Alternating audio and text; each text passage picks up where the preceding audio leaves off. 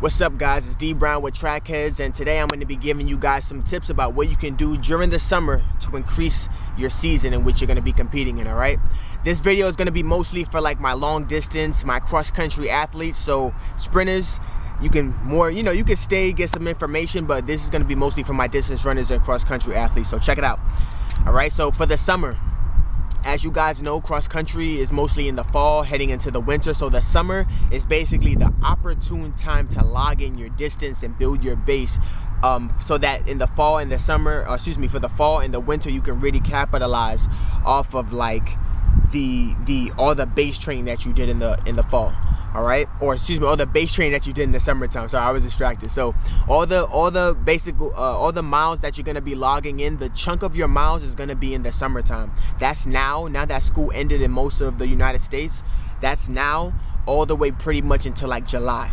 So it's June and July. Those 2 months are gonna be the biggest times to get in all of your mileage in, because when you really think about it, for cross country athletes, you have to look at what what do you call it?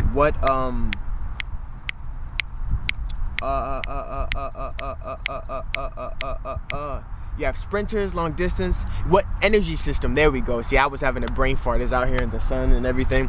So you have to look at what energy system you're going to be using for the majority of your event, right? So for cross country, for all of my cross country, my long distance runners, they're going to be using their aerobic energy system. All right, so that's the energy system that they're gonna have to stimulate so that they can increase the threshold, and increase the capacity, and increase basically everything that they may need to get that PR, and to make it to nationals, to make it to state, to make it to county, whatever that they might need to be successful in their particular event. They're gonna have to build up the base for. All right, so by building up that base in the summertime, they'll be able to slowly but surely increase that threshold, or the capacity that they'll be able to take away from that base when it's time for their season to happen, which is usually in the fall or the winter if you take it if you're like more into the college, or doing like 5Ks up into the winter time. All right, so the easiest way and the best way and the most efficient way to log in your miles, you can log it in different ways. You can log it in, and I hope you guys are hearing me because I know the wind is blowing a little bit, but the best way to log in your easy miles could be to do just plain and simple, just long distance running. Go out with some friends. There's plenty of running groups online that you can go to look up to see who's doing a 5K, see who's doing an 8K, see who's just running in the morning, running in the evening. The second thing that you can do is bike ride. By bike riding, you're able to build up your aerobic capacity without necessarily having all the stress of like steps, the stress of putting your knees, the stress that could be put on your knees by running on concrete, different things like that. It's really like low stress things that you can do, like going into the pool. Going into the pool is another one, because you're able to just continually swim. And if I'm not that much of a swimmer, but I think is a pretty good thing to do, because you tend to strengthen all the muscles that you usually don't do when you're running. So it's not just good for building up an aerobic capacity by, let's say, swimming, but you also get to strengthen all the little small muscles that don't get strengthened when you're running. All the lateral muscles. Basically, while you're doing different exercises and stuff, you use your upper body more when you swim than you do when you run. You may move your legs in a certain way, ankle mobility and things of that nature. So it's a good like pre-rehab, rehabbing type of activity to do, all while building your aerobic capacity. All right, so like I said, you can do easy runs with your friends. You can bike ride. You can go into the pool with your friends. You can either swim, do laps back and forth swimming, or you can do like water runs. They have this like flotation device that you can put around your like torso that allows you to like stay buoyant just above the water, so that you can like run in the water. And it's very good for like coming back from injury, but it's also good for building up some kind of aerobic capacity, and using that energy system.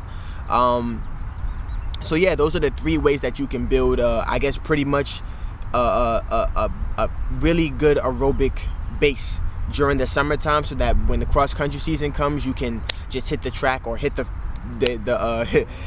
park running, or hit the concrete running, or hit the field running, or whatever that wherever you may be, in order for you to run and be successful.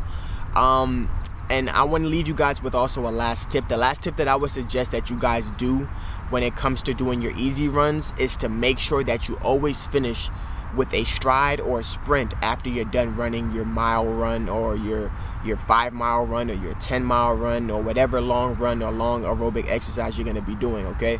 Because one thing that you don't want to get caught up in when you're logging in all these long miles is get caught up doing the slow, just, you know, you're kind of like locked in a certain like very slow pace because you've been building up your base for so long, and then when it's time for you to sprint, your legs don't know how to sprint.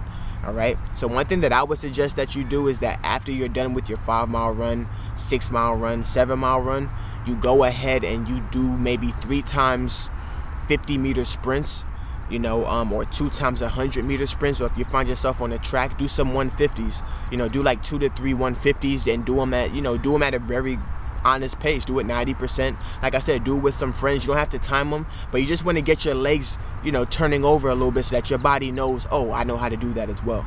You know, because if you, like I said, if you're just used to, you know, jogging at a regular pace and you're doing that for months and months and months, by the time it's time for you to kick it in. And, you know, with 5Ks, for all my cross-country runners, we all know that the last, maybe I would say like probably the last, maybe you're running a 5K, and in those 3 miles, you know, you're at a really good pace and you're able to maintain a very good pace. But sometimes it just takes someone to be right behind you to outkick you to the finish line for that 0.1, because it's 3.1 miles in a 5K. So in order to have that turning over speed, you definitely want to work on it after you're logging in your long miles, all right? So I hope I was able to give you guys some good information about what you can do for the summer when it comes to running cross-country, 5K, for my high school, middle school athletes out there who are getting ready for the cross-country season in the fall. Also for my college athletes, I hope I helped you out. And if you have any questions, or if you have any comments or concerns, definitely hit me up in the comment section below. Like, comment, subscribe, do all that. It's D Brown with Track Headz. Peace.